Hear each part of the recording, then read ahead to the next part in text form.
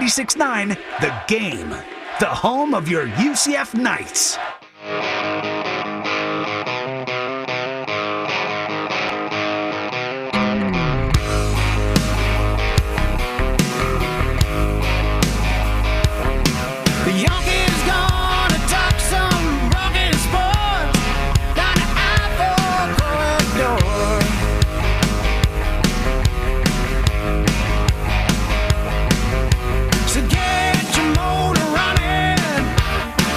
Time to put the pedal to the floor.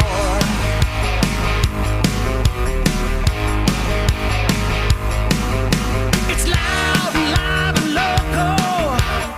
Oh, time for open mic.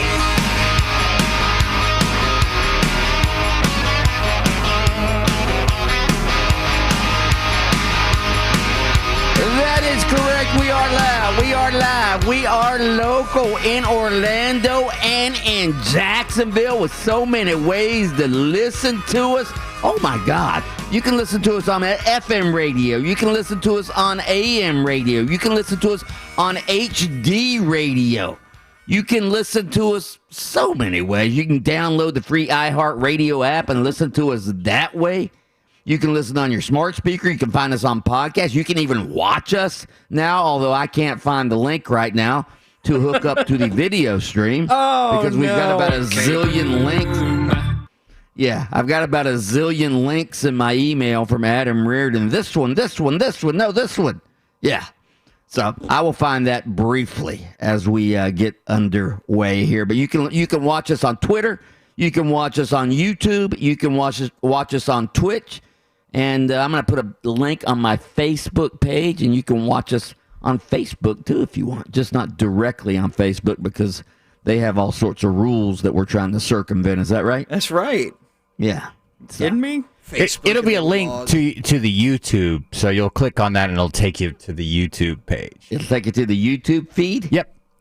Okay. All right, let me see if I can find the link. All right, is it the new video link you sent at 6:06 a.m. yesterday? No, it was the one that says this one, big capital letters, because I accidentally X'd out of that one. It was the one that probably sent about 6:08. This one. All right, yeah. I'm going to click this one.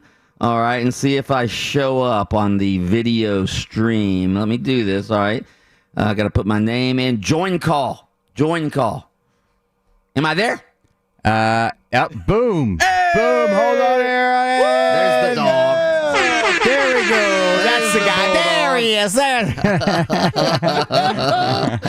Oh, wow. Anyway. All right, so I found that. So we are live on video stream. We are live on audio stream. We're live on terrestrial radio. We are all over the place. Give us a call, 407-916-8255. You can tweet us at 96.9 The Game or at The Game Jacks. You can also text us.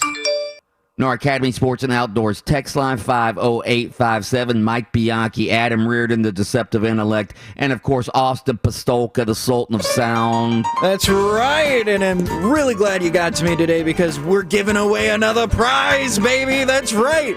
Twin Peaks is back at it again with a $25 gift card, brother. Can we give away? Okay, here's what we're gonna do. We'll announce how we're gonna give that prize away during our spontaneous text question coming up. Sounds good to me. How about that? Is that good? All right, let's start with our open mic early morning inspirational quote of the day, as we do every morning. This comes from the greatest president, maybe the greatest president of all time, Abraham Lincoln. Nailed it. Got in there. Abraham Lincoln once said, and I quote, "Things may come to those who wait, but only the things left by those who hustle." End quote. Anybody want to take a shot at that one? Do it one more time, just so I can fully absorb because there was all a lot that he was saying there. Just so you guys can pay attention. Okay. No, I wanted to really absorb it. Okay. Things may come to those who wait, but only the things left by those who hustle. Yeah, you could sit around and wait for things to happen, but you're going to get the scraps of those who are going out there to make things happen. You're gonna get the shrapnel. You're gonna get the leftovers of the people that are out there willing to hustle.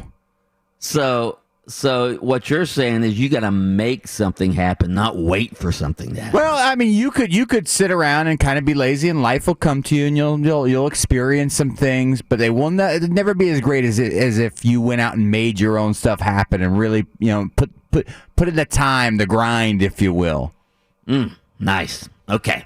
Abe Lincoln always has a good quote, and I've got a book of his quotes. That guy was smart. And you know what? He made it happen. He didn't come from wealthy background. He made it happen. He taught himself how to read. He taught himself to be smart. Bless you, Abe Lincoln. He was also a hell of a wrestler. Yeah, and he saved the country. Let's start with the Pittsburgh Steelers. They're no longer undefeated thanks to the suddenly hot football team in Washington that has no name. The Washington No Names won their third straight game over the unbeaten Steelers last night thanks to a stellar defensive effort. Give me a Steelers or a Washington highlight.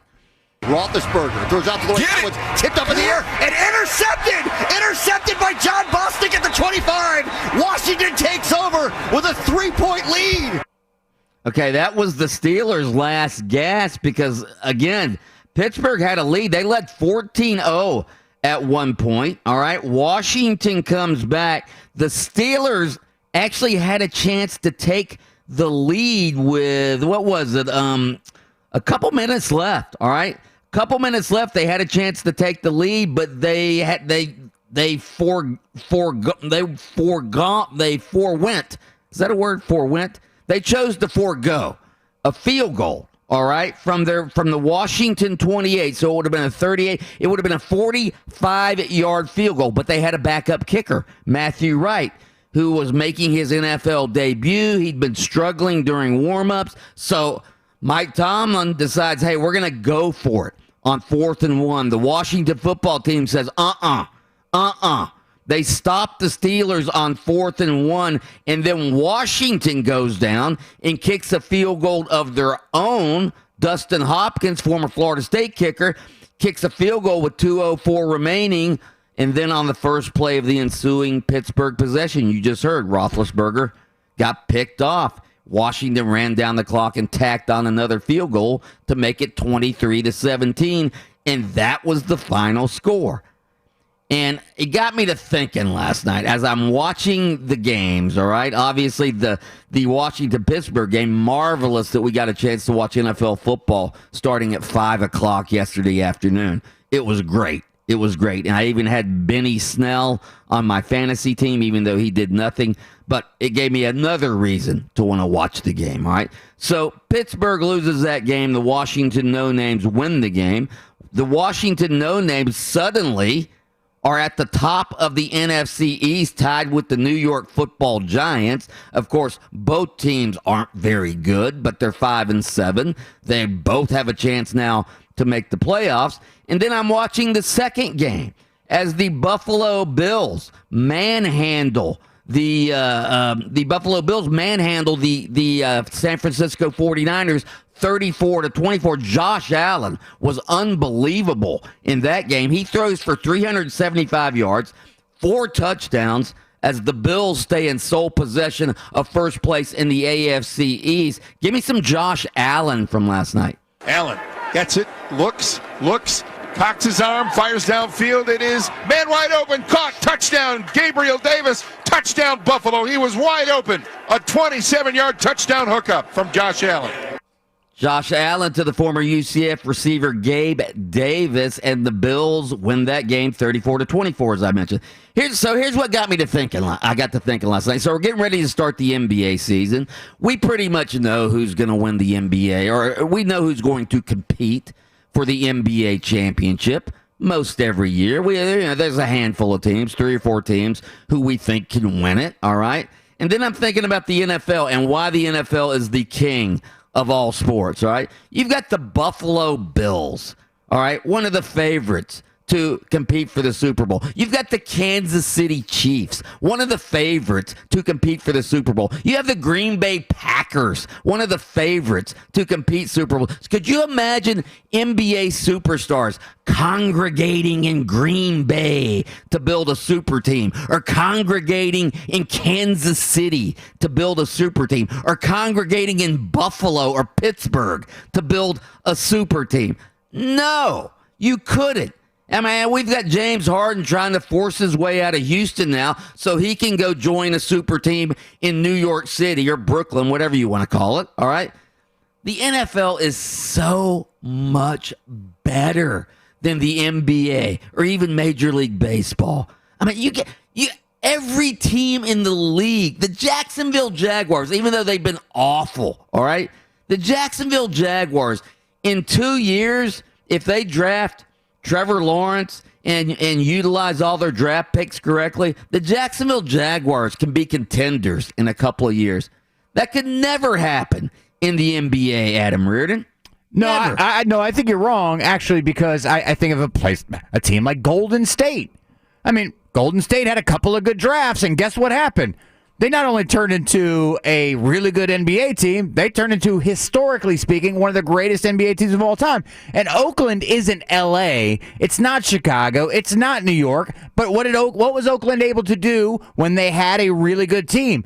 Draw arguably the best player in the league to them to make that super team. So, I mean, we're seeing. I mean, it doesn't. All right, but that is an aberration. What about Milwaukee? Milwaukee has had fantastic teams the last couple of years that they drafted. Yes, and when Giannis leaves next year for Miami, they'll be done. Well, but they still did it. Okay, but the first of all, they haven't won a championship or even come close. All right, because Giannis can't get the other superstars to come join him. Didn't realize having the best win-loss record in the NBA regular season doesn't mean anything. And what superstars have gone to join him in Milwaukee? Because it takes more than one. But that's the point of the argument. The point of the argument is that they drafted well and they've got a damn good team. Okay, but you can't make the super team, is what he said.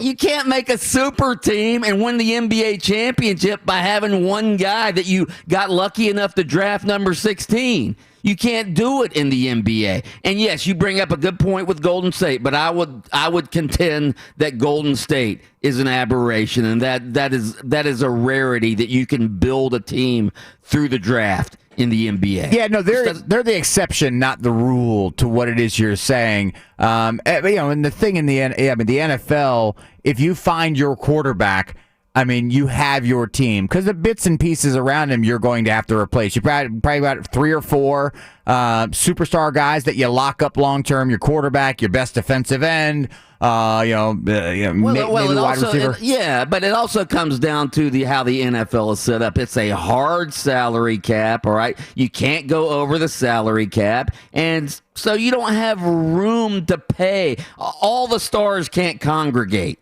in one place because you can't pay them all. So they have to disperse throughout the league. It's just the way the NFL is set up. Now, obviously, NBA players and Major League Baseball players make a lot more than NFL players. But again, I think this is why the NFL is king, because they have that hard salary cap. We will get into this debate much more later in the show. Up next, though, as a public service, Open Mic is going to help you with your Christmas shopping. That's next on Open Mic.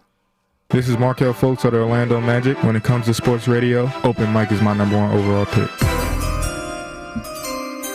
Thank you, Markel. We appreciate that. Hey, I have a Safe Touch consumer alert. It's happening again, guys. Those ding-dong do-it-yourself doorbell cameras having major issues once again, with one well-known doorbell company recalling 350,000 video doorbells due to fire hazard. Not 350,000. That's why I have a Safe Touch system, which comes complete, by the way, with professionally installed and professionally monitored Doorbell cameras. You don't have to worry about Safe Touch's video doorbell starting a fire or getting hacked, and it will stop those holiday porch pirates in their tracks. You know, you're not really saving any money with these do-it-yourself alarm systems either. You're only putting your family in harm's way. Why? Because do-it-yourself alarms are designed to be installed by anyone, making them easily hacked or easily bypassed. That leaves your family vulnerable to the creeps and the bad guys. And these do-it-yourself companies make huge profits by being middlemen between you and some distant third-party monitoring center. All right? They have no relationship with local emergency authorities. Safe Touch, they're a state of Florida company. They were born here nearly 40 years ago. They have a close relationship with local police and fire officials. So do what I did. Go to safetouch.com for a system you can trust at a price you can afford. That's safetouch.com. State license EF233.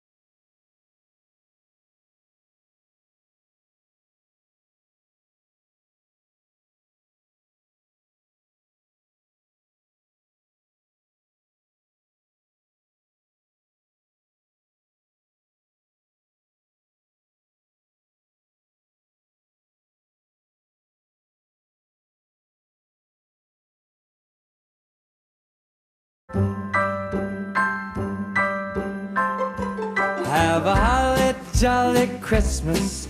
It's the best time of the year. Oh, yes, it is, especially when the open mic Christmas special is coming your way. It's the greatest time of year. Buddy Claus coming to town Friday, December 18th, starting at 7 a.m. Brought to you by Academy Sports and Outdoors. We on Open Mic are going to be presenting the Open Mic Holiday Live Show Special. Buddy Claus, all right? Who's Buddy Claus? It's Orlando Mayor Buddy Dyer, dressed as Santa Claus. We are doing this to try to raise money, gifts, and awareness for the Boys and Girls Clubs of Central Florida. And again, a special thank you to Academy Sports and Outdoors, who, by the way, are going to be presenting a sponsorship for a surprise shopping trip for 10 lucky kids for the Boys and Girls Clubs, or from the Boys and Girls Clubs of Central Florida. For more info, head to 969thegame.com/buddy. Buddy. All right, real quick, last thing on what we were just talking about. The NBA could never be as good as the NFL as far as allowing all these different small market teams chances at winning championships. Adam Reardon correctly pointed out that Golden State did build their team through the draft, but they also attracted Kevin Durant to come join that team because he wanted to gravy train an NBA championship. But let me just say this, Adam Reardon. All right, Golden State, the Bay Area, Oakland/San Francisco. The Bay Area ain't Green Bay. It ain't Buffalo. Okay, so I don't know if Kevin if Buffalo had an NBA team, even if they were good, I don't know if Kevin Durant's going to Buffalo to play. All right. Yeah, maybe you're right. Maybe you're right. I don't think he's going to Green Bay. Anyway. All right. Spontaneous text question of the day. Spontaneous text question of the day. All right, so open mic, obviously, we are on a sports station. A lot of guys listen to our show, and guys always struggle this time of year coming up with gift ideas for that special someone in your life. Would everybody agree with that? When I was married, I always had issues trying to come up with the right gift for my lovely ex-wife Donna. I remember I've told you guys one year I got her the exercise equipment. She was not happy with that. Got her the treadmill, which quickly became a coat rack in our bedroom. All right. So again, do not ever get the lady in your life exercise equipment, because she will hold that against you for the rest of your short-lived marriage. Okay. During the divorce proceedings, is it true that for Christmas one year? No, seriously, she was talking, this was years ago, but she was talking about wanting to get in shape, because, she'd had a couple of kids and she put on some extra pounds, and she talked about wanting to get in shape, but she said, I'll never go to the gym. So I go, oh, okay, so I'll just get her a little home exercise equipment. And, did not go over well. Went over like a lead balloon. All right, so here's the spontaneous text. We want your most original gift ideas for the woman or man in your life. The woman or man in your life. Most original gift ideas. Austin, can we give a prize out for who has the best original gift idea for that special someone in your life? I tell you what, we have a $25 gift card to Twin Peaks. Let me tell you something, brother. Twin Peaks, fantastic place to go to eat, drink, have some scenic views. Wink. We've got a $25 gift card to Twin Peaks that we can give away. And no, you can not use that as your answer to best gifts to give. You're not going to win the gift card by saying a $25 Twin Peaks gift card. Wink. Yeah. Now, Adam Reardon, he's already given his gift. He got the engagement ring, right? Oh, you think he's off the hook? No, I'm smart enough to know that. No. Yeah, that doesn't count, and that's not a Christmas gift. I'm very, very lucky as my fiance, she's got everything she wants or needs, but she happens to like a certain jewelry designer. And so as long as I don't, show her exactly whatever it is I'm picking, necklace, bracelet, rings, earring, whatever. As long as I surprise, she loves that designer. So I'm very, very fortunate that half of my decision's already made. Now I just got to pick out what I think she'll like. Or what I really got to do is I got to go through all of her jewelry and figure out one that she doesn't have. That's what I really got to do. Austin, do you have a suggestion? Original gift idea? So for an original gift idea, no, I don't have a suggestion, but I have a solution.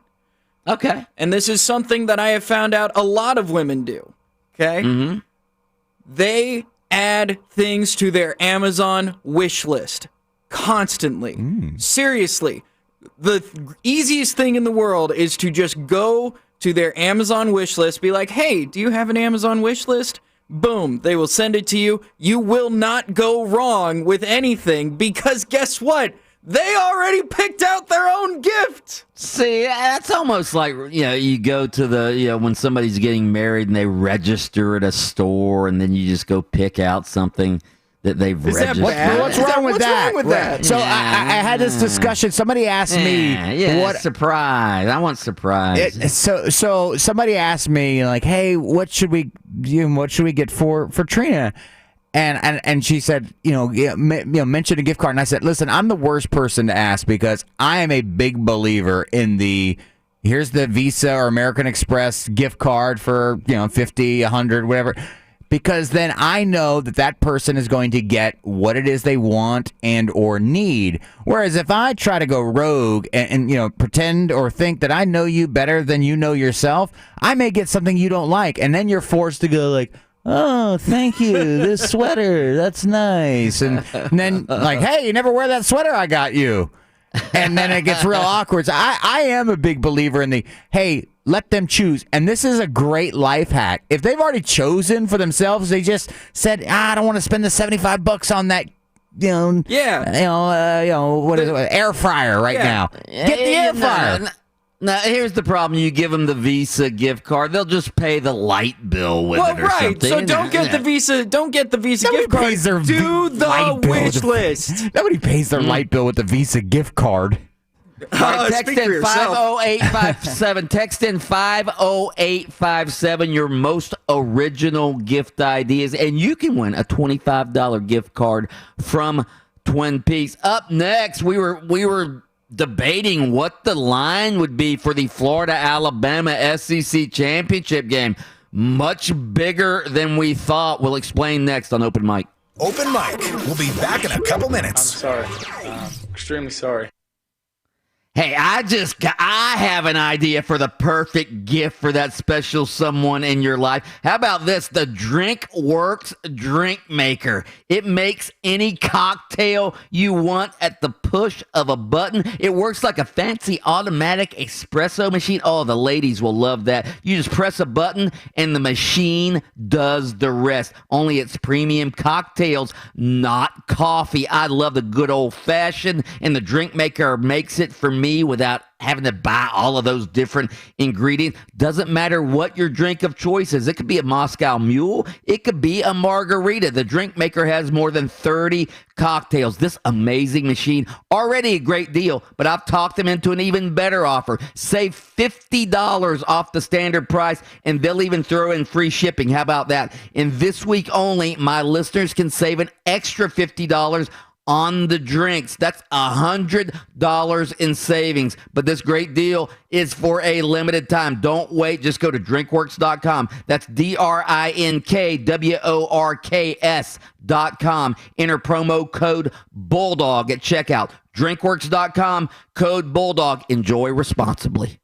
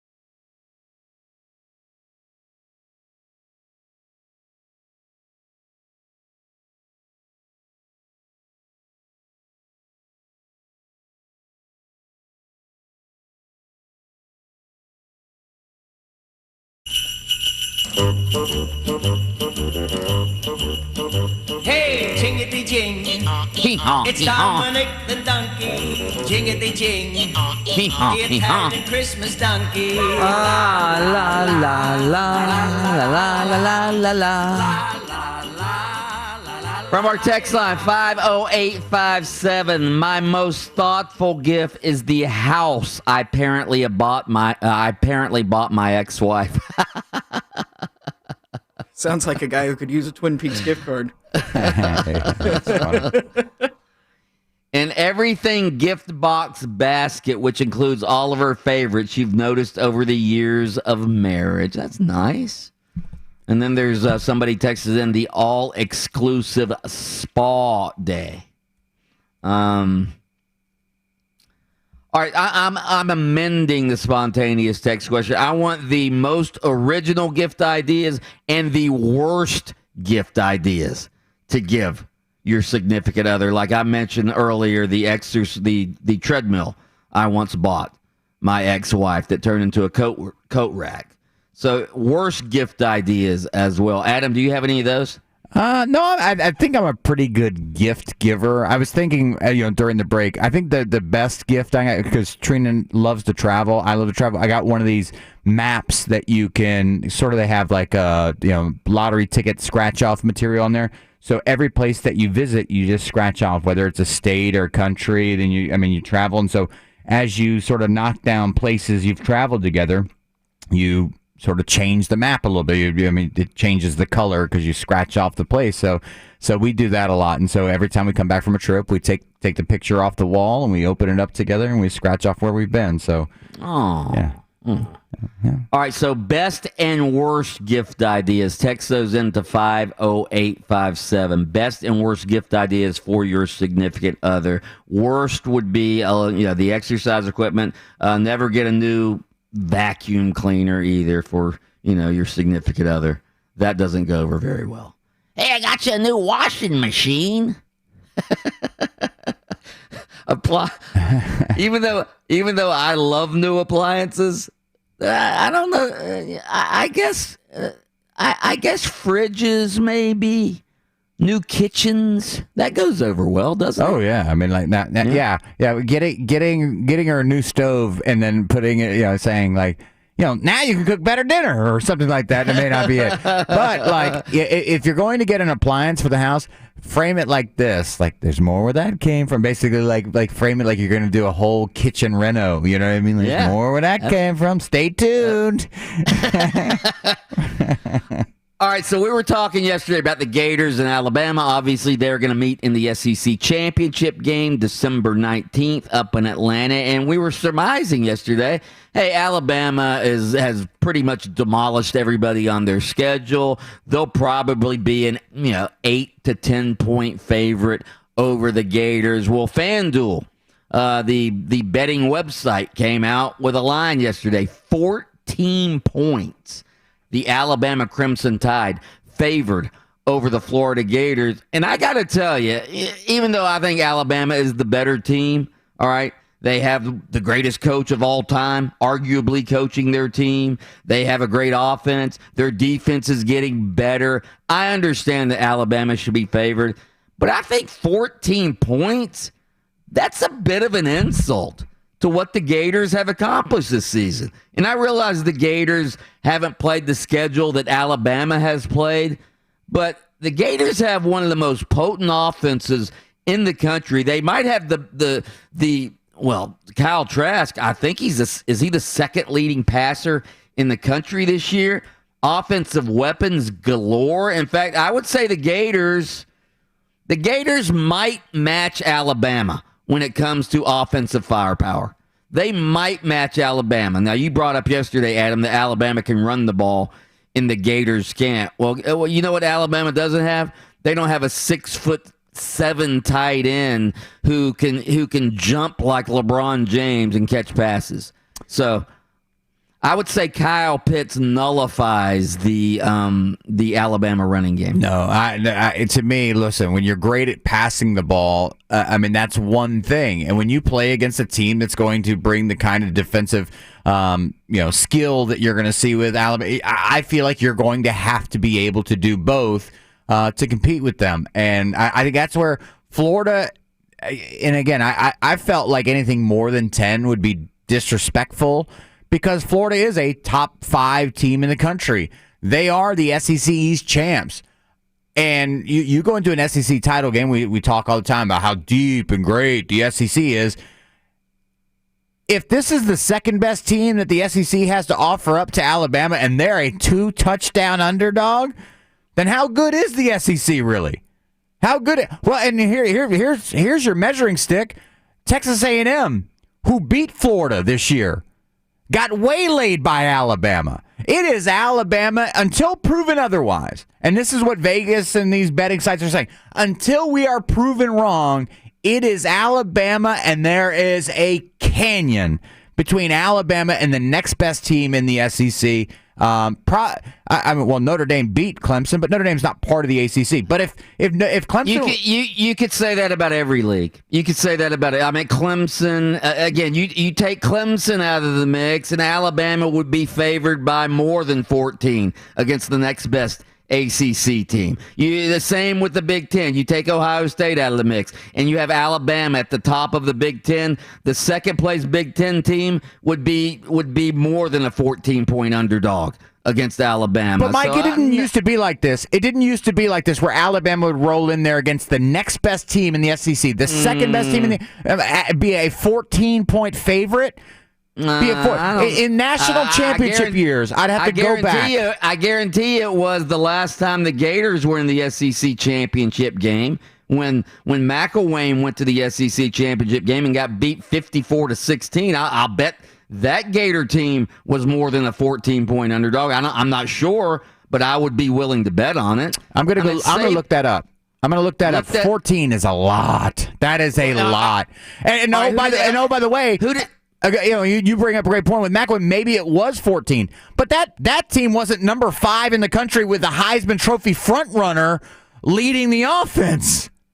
All right, who did LSU play in the? They played Georgia in the SEC championship game. LSU is dominant. Maybe the greatest college football season we've ever seen. No way LSU was a 14-point favorite over Georgia last year. No way. All right. During the break, see what LSU was favored over Georgia, and see what Alabama was favored over Florida the last time the Gators were in the SEC championship game. All right, our thought-provoking daily poll question is this. Is FanDuel favoring Bama to beat the Gators by 14 in the SEC championship game an insult to the Gators, or about the right betting line? You can go vote at 96.9 The Game or at The Game Jacks. All right, straight ahead, got more college football to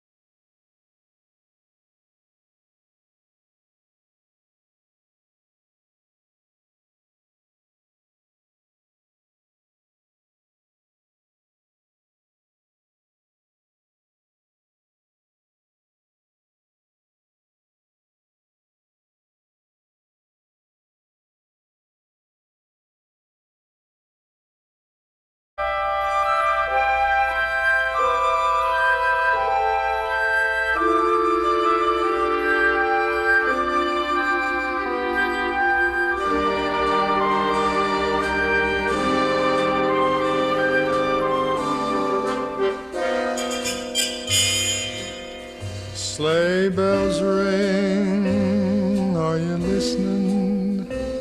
Ah, yeah. Lane, snow Love a little Perry Como. There you go. a beautiful sight. We're Is this Perry Como? Yes, it is. walking in the winter. In the winter wonderland. Gone away. All right, get your dinger and your buzzer ready. All right? Okie dokie. Get your dinger and your buzzer ready. All right, we are mostly a guy show because we're on a sports station. So we're doing a public service today. Our spontaneous text question is we are looking for original gift ideas for that significant other in your life. We're also looking for gift ideas to avoid.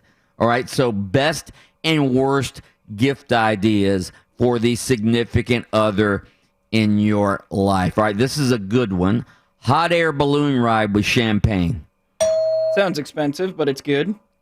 Okay. I got my wife a new Yamaha 300 motor for the boat. Sounds, let me tell you, that does not sound like a gift for her. Hope it's big enough for you to sleep in. Vitamins for her. Vitamins? Well, yeah, vitamins. Well, wait a minute. You want her to be healthy? Oh, yeah, come on. I think that's a good one. Yeah. Wife said she wanted nothing for Christmas. I got her nothing. Big mistake. The only time it's not recommended to get what she asked for. Yeah. I know what this one gets. A weight loss system. Ah, there you go. I'm sure. No, Well, I'm just you're kidding. dinging No, that? of course not. Of course not. That was a Wow. joking ding.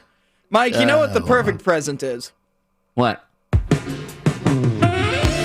Oh yeah, a little alone time. Just you and the wife. You and the significant other. Most wives would tell you, no, alone time is right. Just me. Alone time without you. Alone time, as long as it's at a nice resort. Yeah. Not at home. Not at home. All right.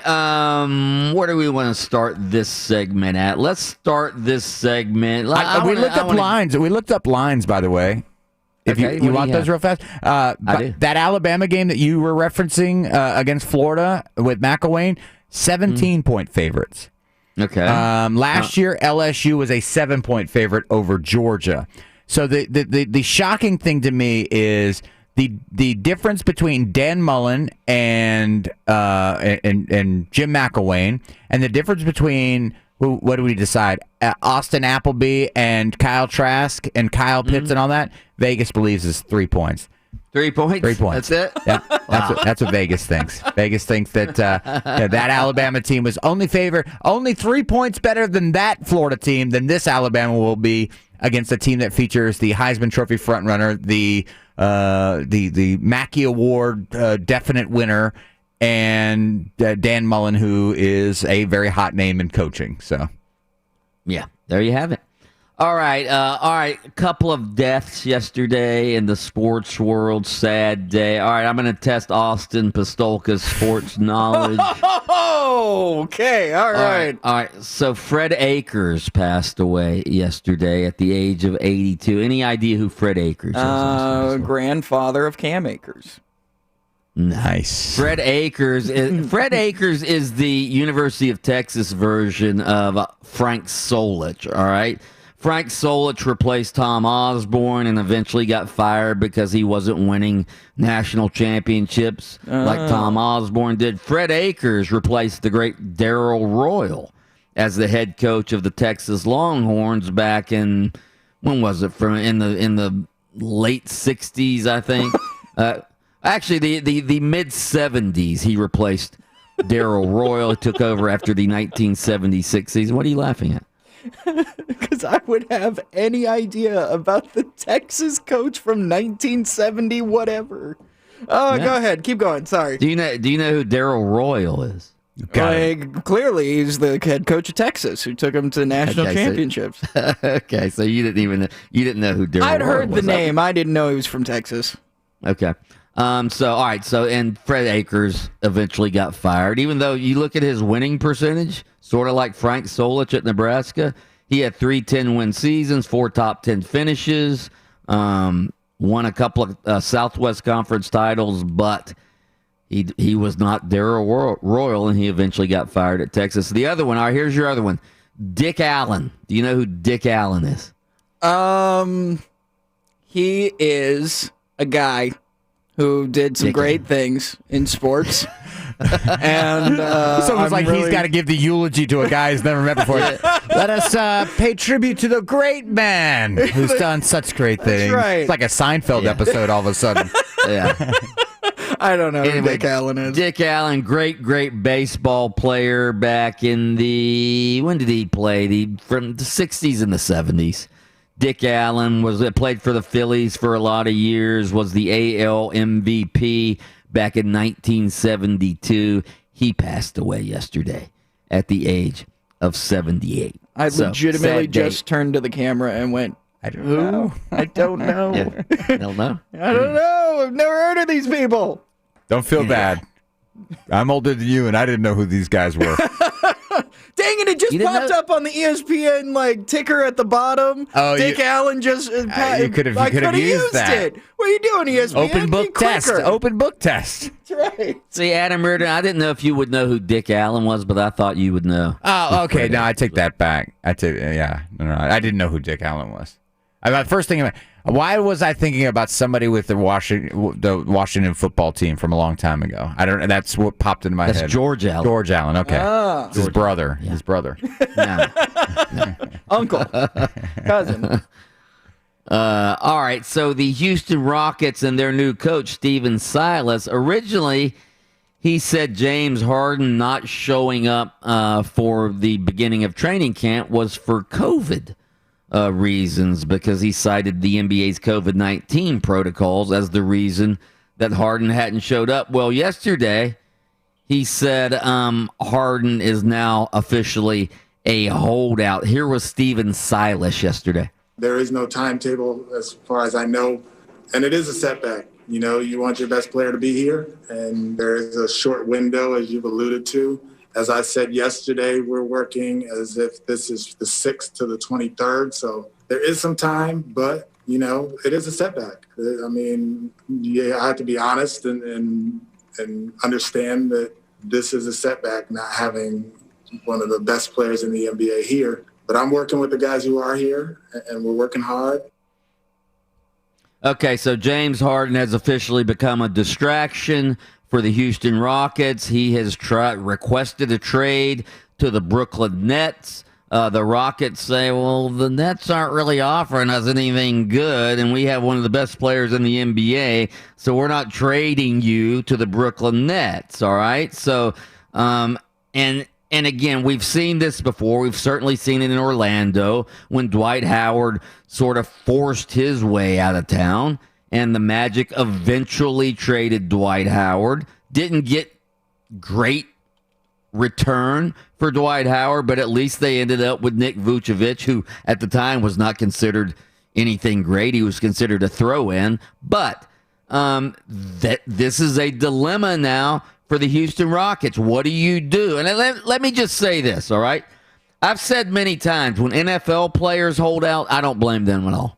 I do not blame NFL players for holding out at all. NFL players put their necks on the line literally every week. Their necks, their brains, their skulls, their shoulders, their knees. They put their bodies on the line every week for our entertainment. They don't get guaranteed contracts. They don't make nearly as much because of the hard salary cap. They don't make nearly as much as NBA players or Major League Baseball players. So when an NFL player holds out for more money, I say more power to him, because that's the only leverage NFL players have, to get a bigger salary, all right?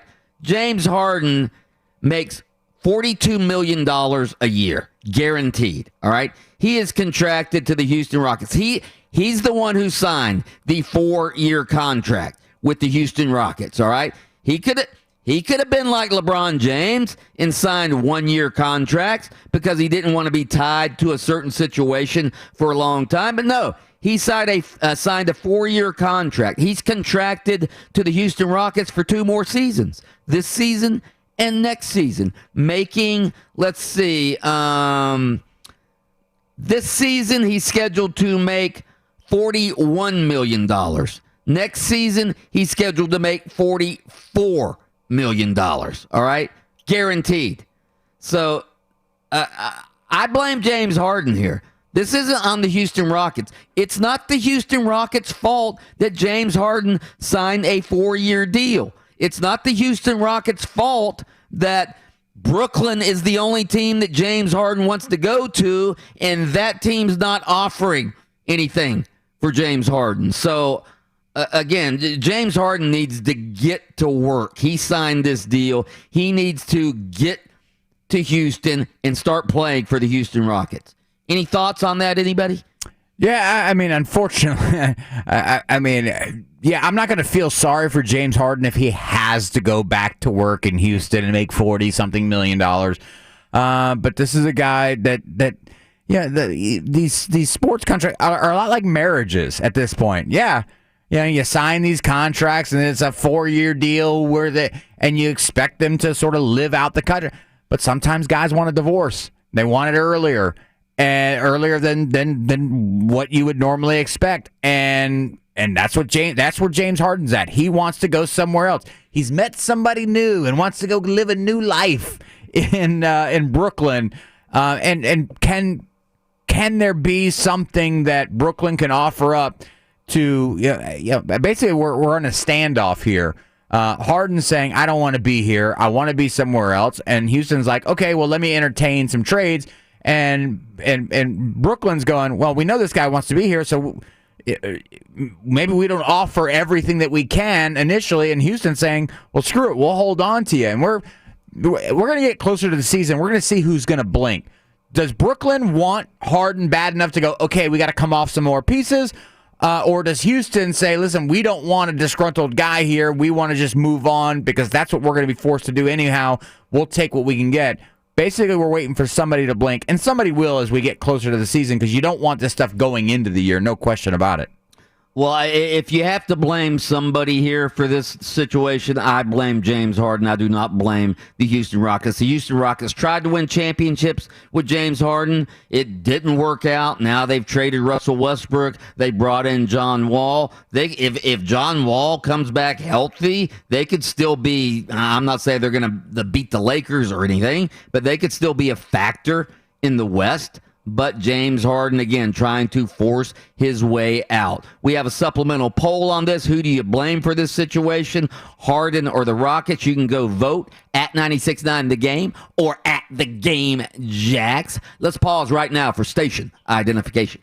WYGM Orlando, WJRR HD2 Cocoa Beach, FM 96.9 The Game, the home of Orlando City Soccer Club. What you reading there, honey? It's very exciting stuff, you see. It's the front page of the internet. Here we go with the front page of the internet today. We will start off with fantastic news. This is trending across Twitter, Reddit, everywhere. A 90-year-old UK woman has become the first in the world to receive a COVID-19 vaccine outside of vaccine trials. Margaret Keenan, 90 years old, from Enniskillen in Northern Ireland, became the first person in the world to receive the Pfizer vaccine outside of a clinical trial, marking the start of the UK's mass vaccination program. Nice. Hope it works. Hope it works, brother. We're pulling for you, Margaret. That's right. So moving on. I saw something funny over the weekend. Somebody was making, like, I guess there are people out there who say, I'm not going to take that vaccine because I don't know what's in it. And then the guy says, but can't wait to try the new McRib. Guess what? Yeah, you don't know what's in that either. Yeah, you don't know what's in that. Yeah, that was the point. I've been eating American cheese slices for years. Yes, I don't know what the hell's in that. I'm getting that cheese vaccine. Product. Yeah. Listen, I can't wait to have a hot dog. I used to run around the streets of Tampa barefooted. I'm fortified. I can survive anything. Nothing can hurt me. All right, moving on to YouTube's trending page, where number one video on YouTube is a trailer for an upcoming Lifetime movie. It is titled A Recipe for Seduction, presented by KFC and Lifetime. Listen to this. As the holidays draw near, a young heiress contends with the affections of a suitor handpicked by her mother. When the handsome chef Harlan Sanders arrives with his secret fried chicken recipe and a dream, he sets in motion a series of events that unravels the mother's devious plans. Will our plucky heiress escape to her wintry happily ever after with Harlan at her side, or will she cave to the demands of family and duty? A Recipe for Seduction premieres December 13th. It's not real. Yes, it is real. I don't think it can't be. Hey, real. when you have those 8 secret herbs and spices in your back pocket, I think Harlan's gonna win the favor of his lady. I think it's 12, as a matter of fact. I believe so, yeah. I don't think so. I think it's 8. Pretty sure it's 12 herbs and spices. Because that's how many people they follow on Twitter. How about this, Mike? I'll give you this because I've actually seen this screenshot for this. Give me an actor today that you think, off the top of your head, if somebody's going to play Colonel Sanders, give me the actor or an actor or two that you feel would maybe be best suited to play that role. Yeah, who could play? Who could play Colonel Sanders? Yeah. You know, I'll tell you what, have you seen who's playing Colonel Sanders in this? Austin, you haven't. Because you'd never guess. Who is it? It's Mario Lopez from Saved by the Bell. What? Mario Lopez. When I think Colonel Sanders, I think Mario Lopez, for sure. Oh, my gosh. Woo! Wow. It's 11 secret herbs and spices. All right, we were close. Oh, we were close. All right, moving on. Happy birthday to rapper extraordinaire Nicki Minaj. Okay. 43. There it is. She's got to be 35. She's 38. Okay. And finally, I want you to review a website for me, Mike. Okay? Okay. This is Omegle.com. Oh God! No! Don't, you said you told him to Google that? No. Oh, I just told him to review it. Don't Google it. Okay. Wait, review it? What do you mean review it? Like you want I'm to go on it? I'm gonna give him the premise, and he's gonna tell me if it's a good idea or not. Okay. Omegle.com. You go in. Omegle? Okay, all right, gotcha. You go in, you turn on your webcam, and then you hit go, and you are randomly paired up with other people for a video chat. Oh God! It's sort of like a blind date, but for meeting people like on web chats. Yep. But their webcam's on, Mike. Their webcam is on, and I mean, you're talking about an absolute crapshoot, probably figuratively and probably literally. Maybe at times literally. So what is this for people with no friends? Is that what it is? People who are bored, I guess. This has become a trend on TikTok where people go on and they record their experiences on Omegle.com. Oddly enough, not a lot of them are able to stay up on TikTok very long because there are a lot of creeps. Yes, a lot of creeps. Get your dinger ready. Okay, dinger is ready. No, you just missed it. Oh, got it. I get it. Get your dinger ready. Hey-oh. Don't go on that. Don't go on that, Mike. I mean, in your 20s, you're an adventurous guy. You think like, okay, never. I'll never go on this ever again. Your 40s, you try to tell people, don't go there. Don't. No. Save yourself. No. Don't make the same mistakes I did as a kid. Get away. That is the front page of the internet. Amigo.com? Omegle. I'm not going to spell it. I'm not going to spell it because there are probably kids listening to this that are going to try and get on that website. Gotcha. So I'll text it to you. Yeah, that's okay. All right, so UCF's football team has accepted an invitation to play in the roofclaim.com Boca Raton Bowl on December the 22nd at FAU Stadium. Game kicks off at 7 p.m. It will air on ESPN. The Boca Raton Bowl has tie-ins with obviously the American Athletic Conference, Conference USA, and the Mid-American Conference, but the Knights are expected to face an ACC team in the bowl after the NCAA has lifted minimum bowl requirements due to the coronavirus pandemic. So some of these second and third tier bowls are now able to get Power 5 teams because you don't actually have to have a Power 5 team with a winning record. Is that correct? Yeah, this year, yeah, you don't have to. This year. So I could FSU with this miserable season, could they go? They couldn't. No, they're not going to have enough players. By the time this end of the season comes, all those kids. I mean, we talked about this for UCF. Like, hey, would they be interested? Would the kids be interested in playing? I think at the end of this year, we've seen so many players already at FSU say, "Thanks, I'm done, ready to move on with my life." I think you're going to see even more. And I think that for Mike Norvell, I mean, he'd like to probably just switch his attention to recruiting and filling these holes as soon as possible. You know what I found to be interesting, and I don't know where the bowl line, alignment is for the ACC, what it would be. But could we get? It would be one of the lower. It would be like a Pitt or a Wake Forest or if Miami beats North Carolina this week, could North Carolina slide and we can get the game that we were supposed to get early in the year? We'll just get it late in the year. I don't think North Carolina would slide down to the Boca Bowl. I really don't. North Carolina would still have a decent record. I mean, they could go to the like bowls like the Gator Bowl and things like that. I don't think they're going. I think you're looking at like the Pitts of the world, the Wake Forest of the world, Virginia, maybe Boston College. I just don't think you're going to see North Carolina would be great if they could play UCF in a bowl game, but I don't think North Carolina will slide that far. And I realize Florida State doesn't deserve to go to a bowl game, and they probably won't. But I'd rather see UCF Florida State than UCF Pitt, Virginia, Georgia Tech, Louisville, Wake Forest, or Virginia. I would. Well, if the internet rumors are true, can Mackenzie Milton suit up for Florida State in this game? No, I don't think he can suit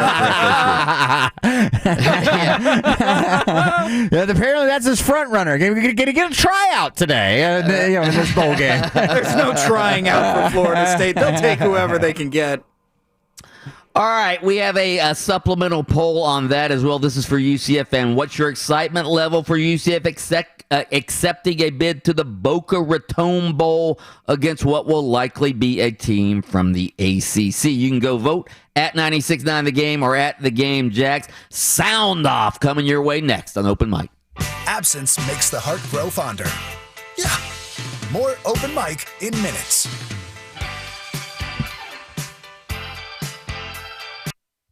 We were just talking about what is the perfect gift to get your significant other this holiday season. Well, if she or he is a sports fan, man, do I have the place for you. You want something unique for your favorite sports fan? My good friend Nancy is a huge sports fan. She creates, she sews, she quilts, she makes sports gifts. She used to run a quilt shop in Winter Garden. That shut down during the pandemic, and now she makes sports gifts. These are personalized custom sports gifts for any sports fan in your life. You can go to nancylovesports.com to browse her personalized holiday stockings. She's got sports towels, team pillows, gifts, gift bags, face masks, and so much more. Also, if you ever wonder what to do with your kids' sports t-shirts or jerseys, Nancy makes a beautiful custom quilt with them, and you can hold on and cherish those memories for a lifetime. If you don't see what you're looking for, send Nancy a message, and she will work on customizing just the right gift for you. Enter the code BULLDOG for 20% off your order at nancylovesports.com. That's Nancy, Nancy, lovesports.com.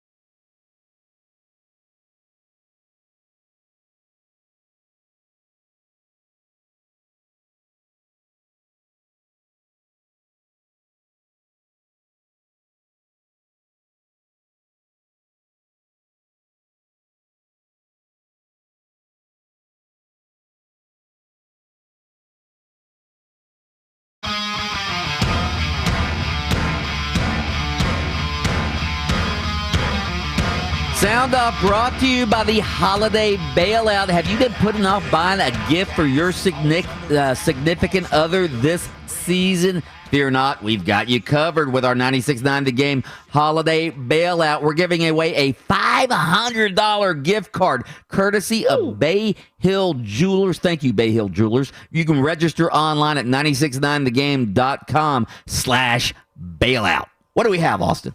Sound off. I mean, he came. We talked today, and just like I told him, I just want to see, more practice. I think, he's working on his volume and the amount of throws and all of that. And, he's cleared medically, but still, you want to be able to see those things on the practice field. I just think right now in practice, Mike is throwing better and gives us the best chance to win. And I don't think Gardner's 100% as far as his workload, and that's always a concern to me, and I'm trying to understand it, and we're both trying to work through it. Doug Marrone, head coach of the Jacksonville Jaguars, talking about Gardner Minshew and why he isn't playing just yet. Apparently he's been cleared. According to an ESPN report, Gardner Minshew is very upset that he is not playing. Interesting. Is Doug Marrone trying to lose at this point? Blatantly? Gardner Minshew said it's frustrating. He says, I've been begging to play. I've been cleared to play, and yet I'm not playing. So Doug Marrone says Mike Glennon is throwing the ball better in practice. He says Mike Glennon gives the Jags the best chance to lose, or win. Yeah, win, not lose. Yeah. I think they may have given up a little bit too soon on Gardner Minshew. Gardner Minshew, again, he's a second-year quarterback. He wasn't playing terribly early in the season. I think he has 13 touchdowns, 5 interceptions when he was playing. I think they've given up too early on him. Yeah, look, at this moment, this franchise is in a bad way. Doug Marrone may be the only guy I know in the NFL who will be sort of relieved or happy when he's fired or let go from that organization, because then it's going to allow him to sort of go look around and go, like, is there anybody out here that's functional right now that I can join? Because whatever's going on there right now, because listen, Gardner Minshew was your starter for a reason at the beginning of the year. And if he's back and healthy, what's the old adage in sports, Mike? You don't lose your starting position. You don't lose your job to an injury. Unless you're Lou Gehrig. Then there's the other adage. You don't lose your job to a stiff. All right? Yeah. That's another adage. And Mike Glennon had 3 turnovers on Sunday. It's not like he's playing flawlessly. Give me a break. Yeah, I don't care what he looked like in practice. I saw him this past weekend in a game that mattered. Sound off. It has been a long layoff, for our football team, but we're excited about the steps that are here in front of us throughout this week of preparation, and getting another chance to kick it off on Saturday. Florida State getting their chance to kick off once again. It's a home game. Who do they got left to play? They don't have a lot of players left on this team, but should Mike Norvell still be excited to play this game against Duke? No, he shouldn't be excited to play this game. Forget about the Duke game this weekend. I'm starting the movement right now. Anybody is eligible to go to a bowl game this year. The ACC has the tie-in with the Boca Bowl. We need to start a movement. FSU to the Boca Bowl against UCF. FSU against UCF in the Boca Bowl. How bad? That's what I'm excited about. How bad will it be after Miami just absolutely waylaid Duke? Duke does not look like a very good football team. I think we can all agree there. The Duke, I think, has 2 wins this year, and they are bad. They are not very good at all. If Duke beats Florida State, we already know Florida State's not good, and they're not in a very, very good situation right now. How much worse will the aesthetics be for Florida Duke State? has 1 win. One win. Okay, sorry about that. 1 in 8. I've given them way too much credit. If they were to beat Florida State this weekend, like at that point, it's like that scene in Rocky IV, like when Apollo Creed dies in the ring. You're like, you just don't even know how to feel anymore about how bad that situation will then look at Florida. We know it's bad. But is it lose at home to Duke bad? Oh, my God.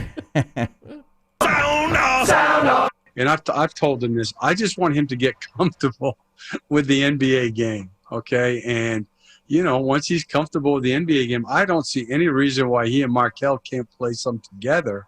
But, I mean, again, I want him to be able to play well. Let's just let him feel some success at his natural position, and then, we can go from there. Orlando Magic head coach Steve Clifford talking about first-round draft pick Cole Anthony and the possibility of putting him at a 2-guard, but he is very adamant that right now we're just playing him at point guard because we want him to get comfortable. That's it.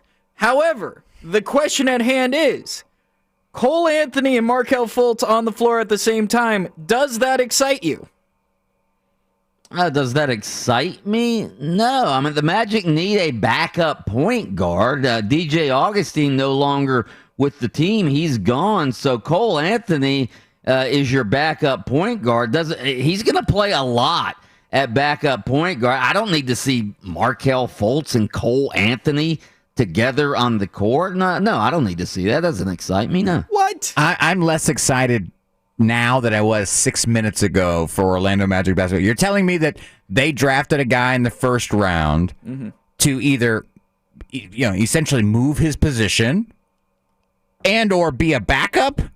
That's what you use your first round pick for, is either a backup point guard or a guy that you're saying, hey, listen, we're going to put him at a different position than he normally plays. That's the plan. Again, I mean, this is on the heels of a year of drafting a guy who was in a wheelchair at the moment, so I guess I shouldn't be shocked. But I'm less excited now hearing all of that. Adam, you are so behind the times when it comes to the NBA. You should know that the NBA now is positionless basketball. You can have different guys on the court at the same time. Can Cole Anthony rotate to shooting guard at times? Yeah, it's positionless basketball. It doesn't matter where you're drafted at what position. I think, it sounds like somebody better tell Cole Anthony that, because he's the guy who sounds pretty excited about playing the point guard position. I'm not excited about it. He is. Sound off! That's the sound off for today. That is the sound off for today. Straight ahead, what do we want to talk about? There's a high school story that's gotten very, very ugly. Maybe we'll get to that next on Open Mic. What does Mike Bianchi and the next commercial break have in common?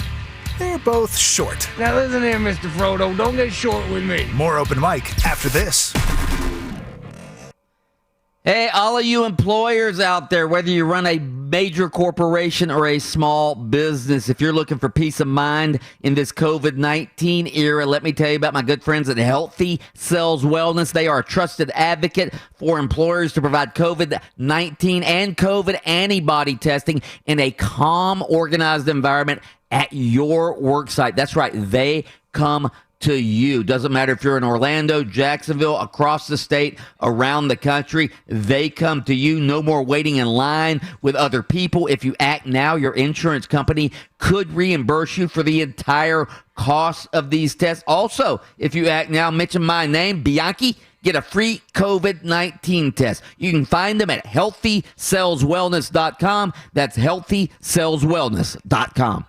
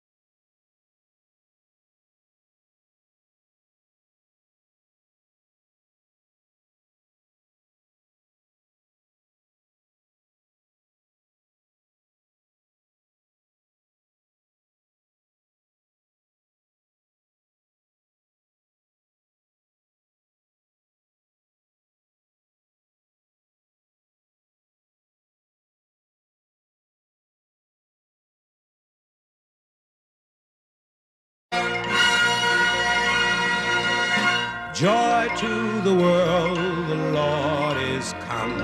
Let earth receive her King. I'm still waiting for dogs barking jingle bells. You're going to be waiting a while, Mike. No. We in fact, Brandon Kravitz even requested that one the other day. What? Yeah. Dogs barking jingle bells. It's funny. Hilarious. Tell you what, this whole music thing is the bane of my existence as a producer.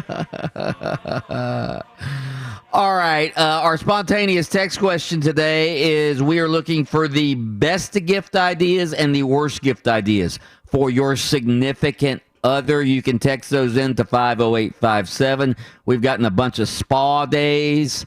Don't forget what you can win if you text in our favorite answer. Yeah, why don't you tell them?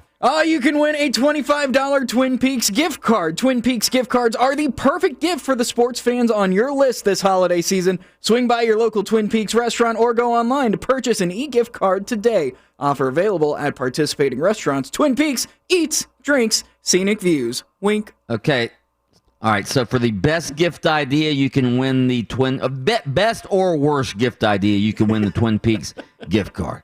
Spa day, again, we've gotten a bunch of those. Disney passes, somebody just texted in. We've gotten a couple of hot air balloon rides with champagne. For worst ones, we got, what was the worst? Oh, the weight loss system. Yeah, that's not a good one. And some guy said he's going to buy his wife a new Yamaha 300 outboard motor for the boat. Yeah. Bold move. What's that song about, being rich and it might not be what it's stacked up to be, but at least I can buy a boat? What is that song? The country song. Yeah, but it can buy me a boat. A boat, yeah. Buy and a Yeti cooler. Pull it. Yeah, yes. And a Yeti cooler. Yeah. And by the way, getting your wife a weight loss system is the only way to make getting her nothing look better. Yeah.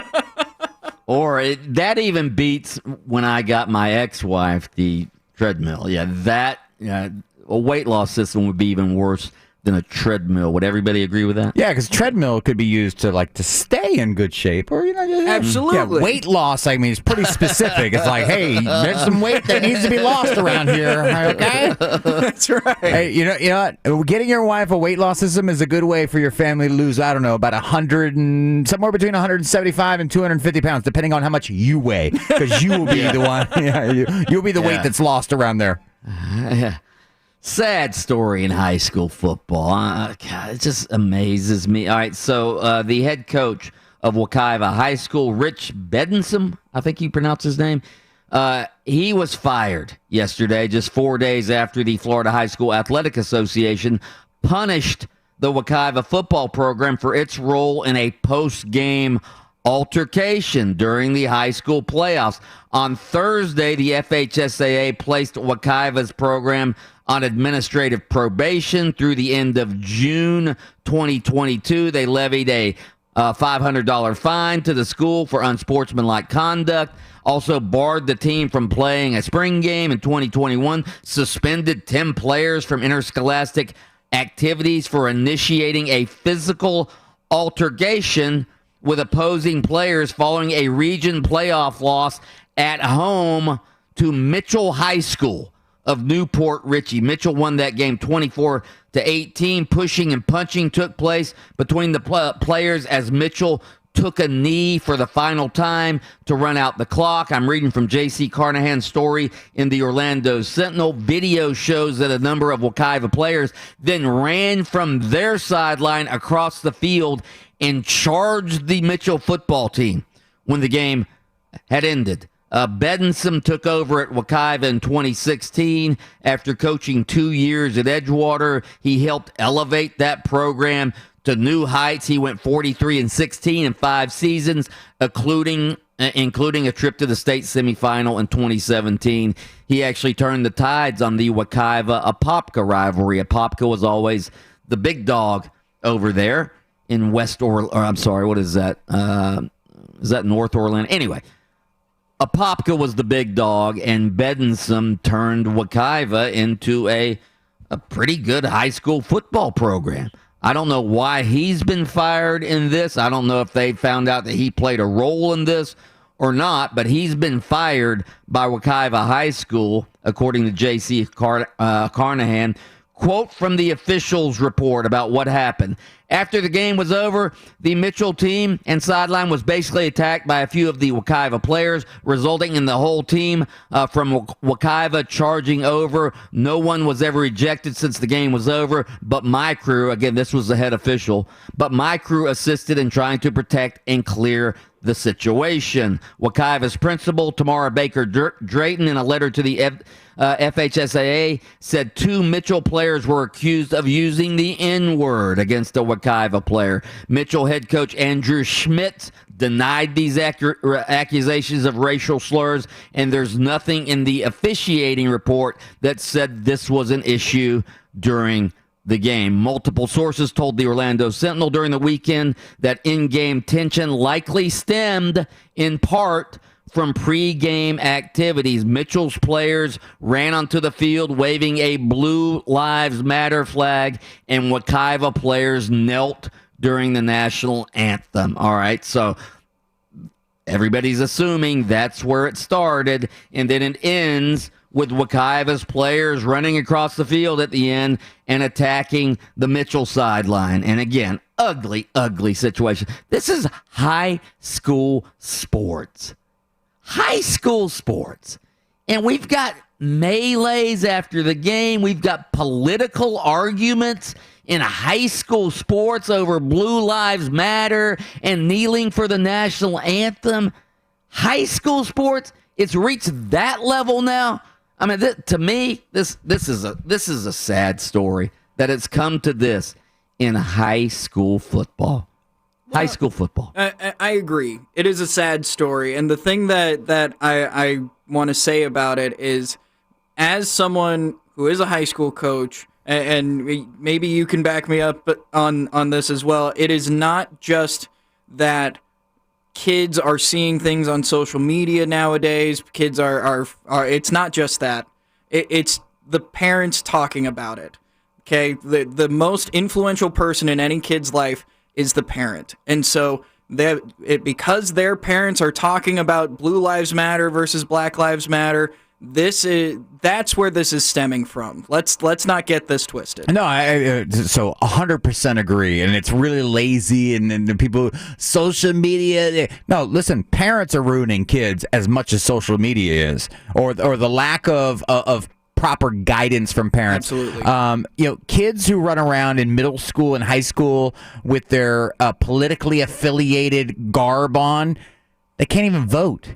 I mean, the idea that they're so staunchly at 14 and 15 years old politically absolutely is not true. They are driven by their parents to wear this stuff. They hear the rhetoric in their homes, one way or the other, and that is how that's how it starts. And now, at the end of the day, is this why these two teams got into it on the field?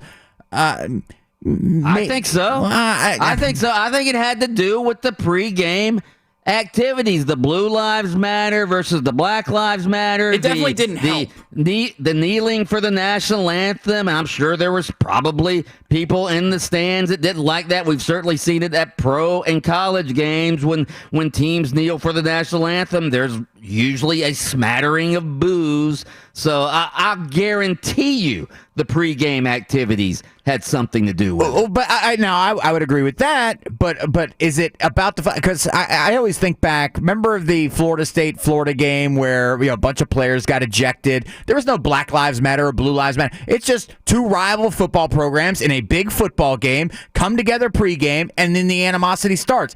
To throw in the Black Lives, Blue Lives Matter. But these aren't rivals. Well, it's a playoff game, is it not? Yeah, it's a playoff game. But now, if this had happened at Wekiva versus Apopka, I would say, okay, it probably had nothing to do with politics. It's just two heated rivals. But this is a team from Newport Richey playing a team from Orlando, essentially. Yeah, but it was a playoff game. This happened at Madison County, too, like about 10 years back with South Sumter. I mean, two schools that aren't any close. But when the stakes are that high, the things get ratcheted up.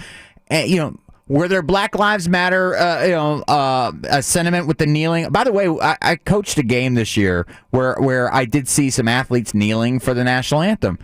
Mm-hmm. After that was over, guess what we did? We played soccer. We played soccer. That's it. Anyway, again, I think it's a sad story when all of this stuff and all of this rhetoric and all of the political division has reached the high school level among kids who are supposed to be out there having fun, competing, playing sports. Again, I think it's sad. All right, straight ahead. If anybody knows any more about this, by the way, give us a call, 407-916-8255. I'd like to hear from some high school coaches out there if you know what exactly happened in this story. Again, I'm just reading from J.C. Carnahan in the Orlando Sentinel. All right, straight ahead, we're going to get into the Pittsburgh Steelers. They lost to the Washington No-Names last night, had their perfect season ruined. That's next on Open Mic. More Open Mic up next. Cowardly, gutless, and wrong.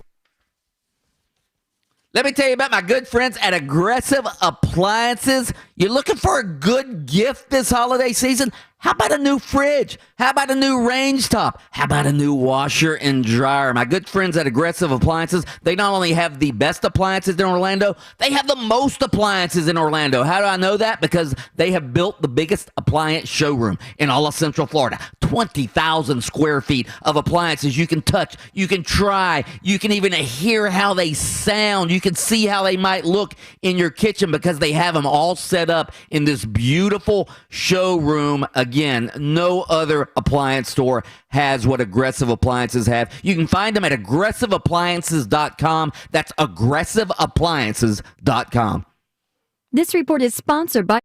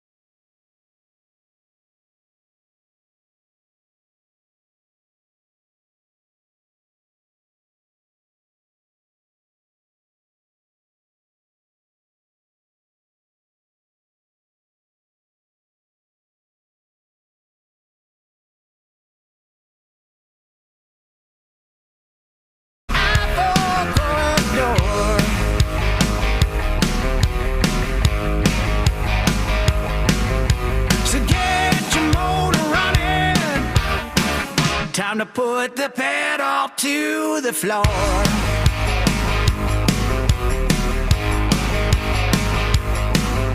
It's loud and live and local.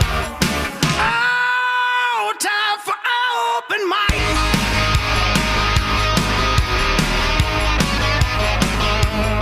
Welcome back to Open Mic. I'm Mike Bianchi, the Bulldog sports columnist of the Orlando Sentinel, joined as always by Adam Reardon, the deceptive intellect, and Austin Pastolka, the Sultan of Sound. Yeah. Together we are Open Mic, the troika of sports talk radio excellence in Orlando and in Jacksonville. Our spontaneous text question of the day: best and worst gift ideas for your significant other during the holiday season. You can text those into 50857. We've gotten some text in. Worst idea: a new vacuum cleaner. Yes, that's a bad one. My wife loves to spend money on family photos, so in an effort to save money, I am getting her a Nikon camera. Ooh, that's a great idea. Worst idea for a stocking stuffer: odor eaters or other hygiene-related products. That's a no-go, brother. Getting my wife a free... Nah, I'm not going to read that one. Worst gift idea: cooking lessons. Now, hold on one second. Cooking lessons can be fantastic. I agree. You know, it's not like... I mean, if you send her to Cooking 101, then yeah, that's not great. But gourmet cooking lessons. Couples romantic cooking lessons. That's a fantastic idea. Somebody texted in, we were just talking about the Wekiva High School, the ugly incident. The coach has been fired. There was a melee after a playoff game last week. Not fair to put the high school issue squarely on parents' shoulders. That's lazy. Coaches and teachers have a huge impact on kids as well. I'm not going to disagree with that. I do think you can't always just put it on the parents' shoulders. These days, a lot of kids come from one-parent homes, and the parent is not home a lot, probably working a lot. So I'm not going to say that it's all on the parents, that they're the ones creating this atmosphere. Yeah, they learned it at school. Maybe some coaches, maybe some teachers, but there's a lot of places. Social media, you can blame some of it on that as well. So anyway, yeah, it's not all on the parents, because let's face it, a lot of kids don't have the proper guidance among parents today. Anyway, keep those texts coming in, 50857. All right, let's get to the big NFL game yesterday. Who would have thought that the Pittsburgh Steelers, unbeaten in the National Football League, who would have thought that they would lose their first game yesterday afternoon? It started at 5 o'clock in the afternoon. They lose to a team that has no name, the Washington Football Team, who, by the way, won their third straight game over the previously unbeaten Steelers, 23-17, because they had a stellar defensive effort with plays like this. Roethlisberger throws out to the right. It's tipped up in the air and intercepted! Intercepted by John Bostic at the 25. Washington takes over with a 3-point lead. Mike, you could say the team with no name is taking names.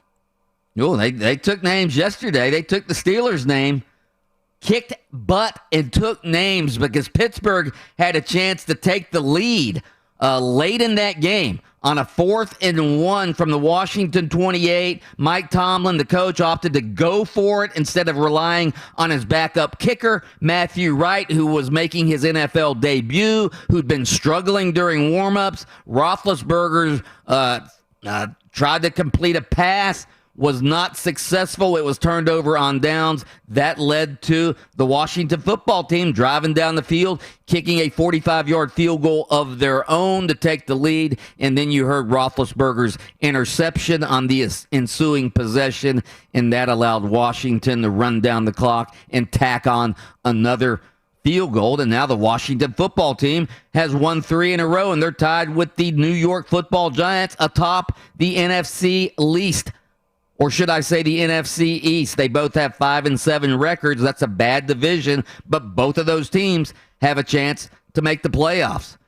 You know who else is going to make the playoffs, and that's the Buffalo Bills. The Buffalo Bills last night, Josh Allen looked as good as he has all season. He throws for 375 yards, 4 touchdowns, as the Bills stay in sole possession of first place in the AFC East. I got to tell you, watching Josh Allen last night, this guy is going to be a superstar in the National Football League. Hell, he's almost there now. I mean, he made plays last night that were unbelievable, including this pass to a former UCF wide receiver. Allen gets it, looks, cocks his arm, fires downfield. It is man wide open, caught, touchdown, Gabriel Davis, touchdown Buffalo. He was wide open. A 27-yard touchdown hookup from Josh Allen. Gabe Davis getting it done, the former UCF wide receiver. Who do we have on line 1? We've got Ken on line 1. He wants to talk about Gabe Davis. What do you have, Ken? Yeah, I think we should try to get him voted Rookie of the Year for the NFL. I mean, come on. Seminole grad, UCF grad, comes out his junior year, and he's doing really well up there in Buffalo. So I think we should try to get you guys to push him for the NFL Rookie of the Year. You know what? As Gabe Davis is having an impact with the Buffalo Bills, I don't know that I would push him for Rookie of the Year. I mean, when you look at the Justin Jefferson, the wide receiver for the Vikings. I mean, this guy's somebody look up his stat. He's had over 1,000 yards in receptions this year for the Minnesota Vikings. I think he has 60-something catches for over 1,000 yards, does Justin Jefferson. So, I mean, Gabe Davis is having an impact, but he doesn't have an impact like that. So, anyway, appreciate the call. Can anybody find Justin Jefferson statistics? Google it. Let me save you the time. If we're talking about the NFL's Rookie of the Year, you're normally talking about quarterbacks. Probably Justin Herbert will be the Rookie of the Year. I don't know. Yeah, again, Justin Jefferson, I don't have his stats in front of me, but I think Justin Jefferson has a really, really good claim for NFL Rookie of the Year. All right, here's his stats. Justin Jefferson, 61 catches for 1,039 yards, 7 touchdowns in 12 games. He's averaging 17.0 yards per catch. He's making a hell of an impact for the Vikings. And again, Gabe Davis is having a good year, but not that type of year. All right, let's pause for station identification. WYGM Orlando, WJRR HD2 Cocoa Beach, FM 96.9 The Game, the home of Orlando City Soccer Club. So we talked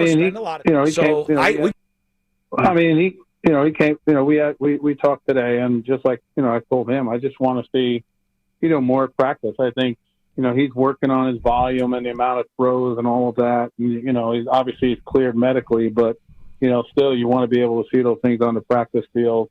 I just think right now in practice, Mike is throwing better and gives us the best chance to win. And I don't think Gardner's 100% as far as his workload, and that's always a concern to me. And I'm trying to understand it, and we're both trying to work through it.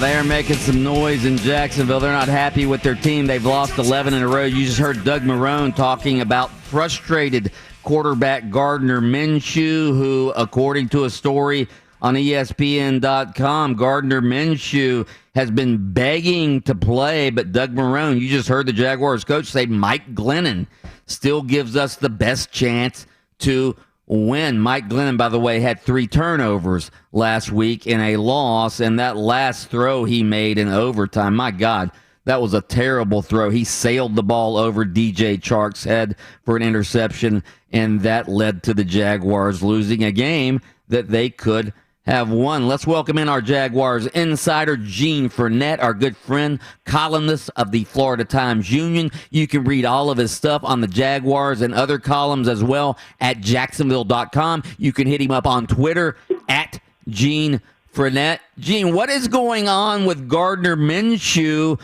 Because it sure looks like they're just set on not allowing him to play the rest of the year. Well, one of the things that Marone mentioned yesterday, it wasn't known by the clip that you played, was that he talked about how the media isn't there at practice, so they're not seeing how Gardner is throwing versus how Glennon is throwing, and seeming to imply that Minshew is still not throwing the ball the way Marone would like to see it. Now, you can make of that what you will. You can, part of me wonders if they're not still a little bit annoyed with him for hiding the injury a few weeks back. But I do think that Marone believes that Glennon gives them the best chance to win right now. But I was a little bit surprised after the game when I asked him about it, when he so quickly just said that, Glennon is starting next week. Just, literally, 20 minutes after Glennon had 3 turnovers. And really one of the turnovers wasn't his fault. It was a really good throw, and the ball popped off of the guy's chest, and it got intercepted. So that one was definitely not on him. But the fumble on the scramble was on him. And as you said, that overtime interception, he didn't overthrow Chark. He just let him too much. And the throw went right to the safety. There was actually an open window there. Glennon said he shouldn't have thrown it, but in my opinion, he had a chance to get it to Chark. He just didn't make a good throw. It wasn't, to me, it wasn't a bad decision. It was bad execution. But be that as it may, the obvious thing is that Minshew, according to Marone, isn't quite ready to have that starting job yet. But we'll see. I still believe that part of it is a little bit of frustration with Minshew, with faking that injury a little bit, and maybe it's also very possible that he's not throwing the ball the way that the coaches would like to make them comfortable enough to have him in there. But the bottom line is that he's the backup, right? They're not making him inactive. They're making him active. So if he's good enough to be the backup, then he should be good enough to be starting just as well. I'm curious, Gene. The Jaguars obviously are going nowhere. They've lost 11 in a row. Why not put Minshew in there to at least? I mean, it's pretty well assumed that the Jaguars are going to take a quarterback. Why not put Minshew in there to sort of showcase him as trade bait? Well, they might do that before this season is over. You might very well. I mean, they still got 4 games left, right? It's not as if this week is the last game or there's only 2 games to go. I do think that they'll give Minshew another shot if Glennon struggles again. I'd be shocked if Minshew wasn't starting against the Ravens the following week if Glennon struggled this week. Now, if Glennon does struggle again and Minshew is not in there, that will really, in my opinion, raise a lot of eyebrows. But you know what? Right now, it's not as if I would be fine with any of the quarterbacks that they played right now because, quite frankly, the season is going nowhere, and Marone's just trying to win a game. That's what he's trying to do, and it's hard to argue that any of you couldn't make a compelling argument for any of them right now in terms of you could just throw those 3 guys put their names in a hat and pick one, and I don't know that any one of them would be any better than the other, to be honest with you. Jaguars insider Gene Fournette joins us right here on Open Mic. Gene, we were just talking earlier in the show about, the Steelers lost last night, and Pittsburgh's one of the best teams in the league, and Kansas City's one of the best teams in the league, and Green Bay's one of the best teams in the league. All of these sort of small market franchises, and how that's why the NFL, in my opinion, is the best sports league out there, because you have small markets that are able to build championship type of teams. We've certainly seen it in Jacksonville way back when the Jaguars were good. How far? And one of my points was the Jaguars, as bad as they are right now, they could still be, with all of their draft picks, if they draft a good quarterback, they could still be a couple of years. In 2 years, they could be back up to speed. How far are the Jaguars away? Well, I mean, again, you just mentioned it. You know, how are they going to do in the 2021 draft? I mean, you get 2 first-round picks, you get 2 second-round picks. I mean, those opportunities don't come along very often. To have, I think they got like 5 draft picks in like the first, I don't know, 66 picks, something like that. Well, if you hit on 3 or 4 of those picks, and one of those picks is a quarterback, you could be back up to speed pretty darn quickly. Yeah. I mean, it's just, but you got to. It can't be just about the quarterback. All you got to do is look at the Los Angeles Chargers right now, right? Justin Herbert's a viable Rookie of the Year candidate. There's no question. Him and Justin Jefferson are probably the 2 top candidates for Rookie of the Year right now. You could throw James Robinson, the Jaguars running back, in there as well. Absolutely. But again, the Chargers are 3-9. They just got beat 45-0 by the New England Patriots. But you look at how Herbert has performed, his overall body of work this year, and there's certainly some glimmer of hope there. But you still got to have the pieces around the quarterback as well. It's not just the quarterback. It starts with that, no question about it. But the Jaguars they don't have enough talent right now. That's the bottom line. They got big time holes at quarterback, a big time hole at tight end, and their defense, while much improved in the last 3 or 4 weeks, still has some holes to fill. They need another pass rusher. They need another interior lineman. Their offensive line at both tackle positions really could probably use an upgrade. So there's a lot of spots to fill, and even if you draft well, it could take those players, a couple of years to develop. So yeah, I think the Jaguars' GM job is very attractive for that reason. You got a lot of draft picks, you've got plenty of cap space, and you've got a draft that's chock full of promising quarterbacks. All right, Gene. Dave Caldwell obviously got fired as the GM. He was either last week or the week before. That was expected. Who are some of the candidates for the GM job? Do you have a list? I do not, and I'll tell you why. You could probably pick 20 qualified GM candidates. Everybody trots out these candidates, right? The media they throw out these names. And here's the factor you don't know.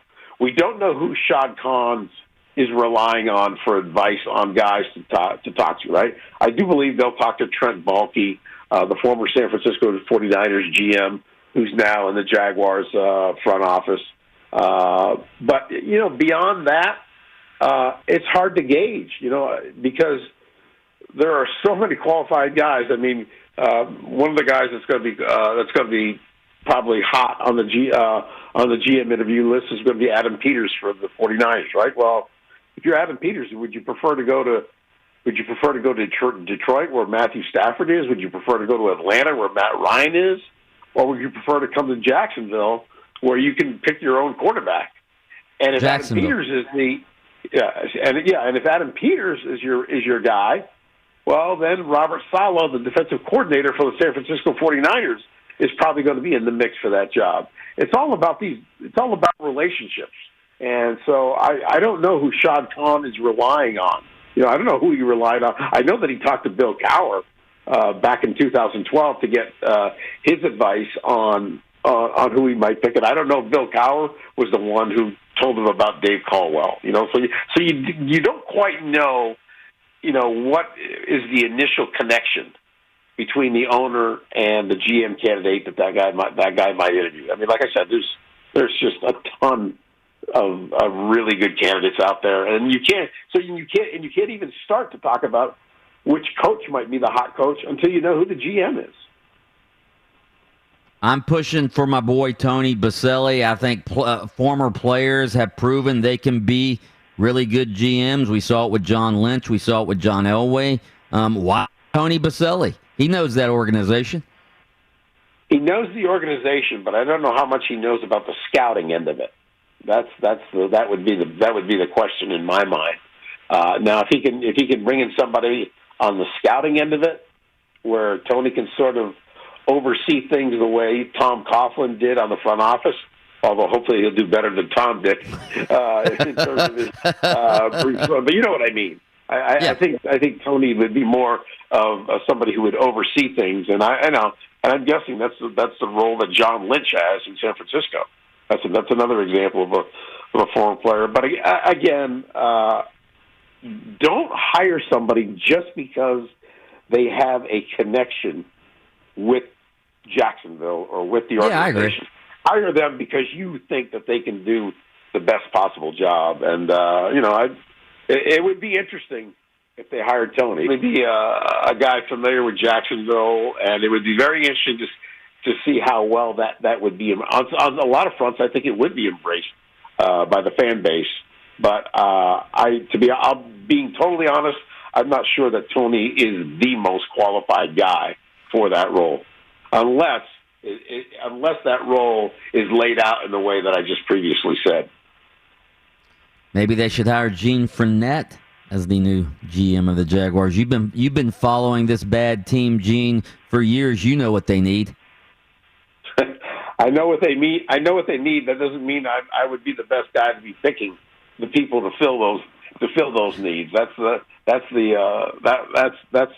rub. A lot of people in media think they could do a GM job or think they could do the coaching job, and the truth is we wouldn't have the first clue as to how to run something like that because we haven't done it in our lives.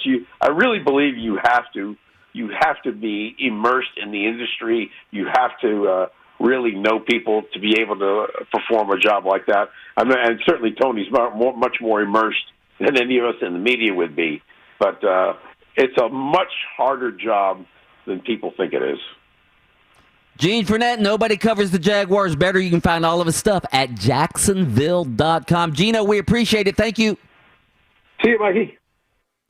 The Blast coming your way next on Open Mic. Bianchi's got to get a quick workout in. Tom, you are. Open Mic. We'll be back in a couple minutes.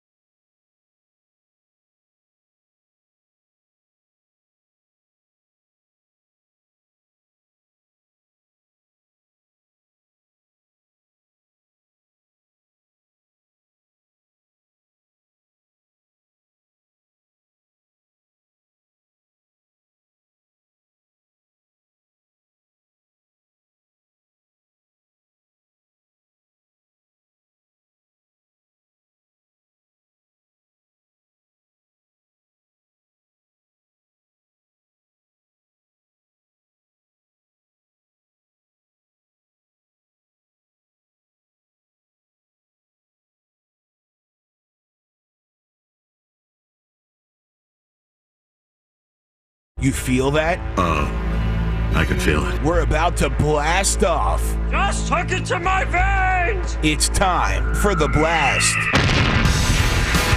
Welcome back to Open Mic. It is time for the blast. Remember, you can vote on all of these topics on Twitter at 969thegame or at thegamejacks. We're going to start off. I'm ready. Oh, you're ready. I'm ready. Adam, are you ready? He's ready. Thumbs up. That's a camera ready, let me tell you. There we go. All right, here we go. Open Mic thought-provoking daily poll. Is Bama being favored by 14 to beat the Gators in the SEC championship game an insult to Florida or about the right betting line? Insult or it's about right, Mike? Total insult. The Gators should be fired up that the odds makers and the bettors out there think that they are just another Humpty Dumpty opponent for Alabama. We looked it up earlier. Adam Reardon looked it up earlier. When Jim McElwain's Gators played Alabama in the SEC championship game 4 or 5 years ago, they were only 17-point underdogs. So you're telling me that Kyle Trask, Kyle Pitts, Kadarius Toney, Dan Mullen coaching these guys, that's only worth 3 points? That's an insult. Initially, I felt insult because I said yesterday 8 to 10 feels about right. Anything over double digits will feel a bit insulting. But don't look at this from the Florida perspective. Look at this from the Alabama perspective, and you look at what they've done to other teams, the teams that they've played this year. They've rolled everybody. The Texas A&M team that actually beat Florida this year, Alabama waylaid them. They've waylaid everybody that they've played this year. I think their closest game is a 19-point win. I think that's their closest. Missouri. I think Missouri in the opening game might be their closest game. Yeah, which was I believe was a 19-point victory. So this is more about what Alabama's done this year and the respect for them than it is the disrespect for Florida, in my opinion. So if you're asking me today, $50, put it down. I'm probably laying this 14 points. Not me. I'm taking the Gators. Good for you. 81% of the audience says it's about right. Supplemental poll number 1. What's your excitement level for UCF accepting a bid to the Boca Raton Bowl against what will likely be a team from the ACC? 10 out of 10, so excited! 7 out of 10, pretty excited. 4 out of 10, not very excited. Or 1 out of 10, not excited. Okay, I'm going to look at this. I'm not going to look at this from my perspective, all right? I'm not a huge, even though I like to see UCF. When I'm looking at this from a UCF, say a UCF season ticket holder perspective, if I'm a UCF fan, I'm pretty excited. I'll give this a 7 out of 10. Again, you're going to get to play a Power 5 opponent. I don't know who it'll be. Maybe it'll be Virginia. Maybe it'll be Boston College, a team like that. This is a chance for you to rack up another Power 5 victory. So if I'm a UCF fan, I'm pretty excited. Okay, it's 7 out of 10. What's below 7 out of 10? 4 out of 10. 4 out of 10. Yeah, okay. Give me 4 out of 10.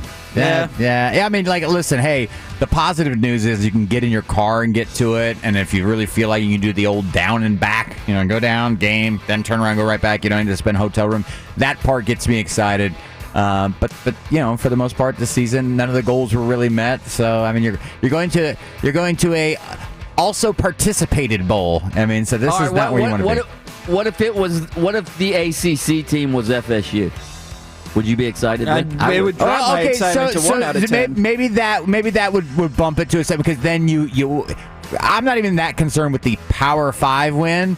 But if you're UCF, you are always looking to take on teams from inside the state that you don't get a crack at. And so to put a win over FSU underneath your belt in any year, it doesn't matter to me. If I were a UCF fan, maybe that would get me more excited, yes. That would bump me to a 7, Mike. Okay. 38% of the vote says 1 out of 10, not excited. Yeah, not good stuff. Supplemental poll number 2. In the wake of Jacksonville Jaguars quarterback Gardner Minshew saying he has been begging to play, have the Jags given up too quickly on Minshew mania? Yes or no? I say yes. And again, I sort of kiddingly said Mike Glennon's going to lead this team to greatness when we were making our picks. I don't really believe that. Gardner Minshew, in my opinion, has more potential than any of those other quarterbacks on that bad roster. Not saying he's going to be an NFL superstar, but why not showcase Gardner Minshew? At least make him trade bait for when they draft their quarterback of the future in the upcoming draft. Why not play Gardner Minshew? I have no belief that Glennon can get you to greatness, but I've seen Minshew get us to occasional goodness. You know, the occasional goodness under Gardner Minshew. If Gardner Minshew's saying, I'm healthy enough to play, and my choice is Gardner Minshew or Mike Glennon, I'm going Gardner Minshew.